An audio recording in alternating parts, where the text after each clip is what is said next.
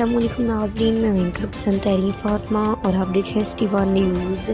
Deputy commissioner Asim Javed का आज सोमवार के रोज़ अशिया खुर्दनोश के मेयार, मिकदार और कीमतों के जायज़े के लिए रमज़ान बाज़ार का दौरा किया। उन्होंने आज डालिया में रमज़ान बाज़ार का विज़िट किया और तमाम तर इंतज़ामात और साफ़िन को दी जाने वाली सहूलियात का जायज़ा लिया और लालिया में कायम गंदम खरीदारी मरकज़ का भी विज़िट किया। इस मौके पर गुफ्तगू करते हुए उनका कहना था कि गंदम की खरीदारी के हवाले से हमारा लालिया में टारगेट 13,000 मेट्रिक टन, इसमें हम 57% अचीव कर चुके हैं।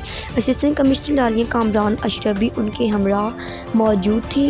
Reporter bureau chief Syed Ali Mushtaq Kazmi, tehsil Lalian, ज़िला चिन्नौट।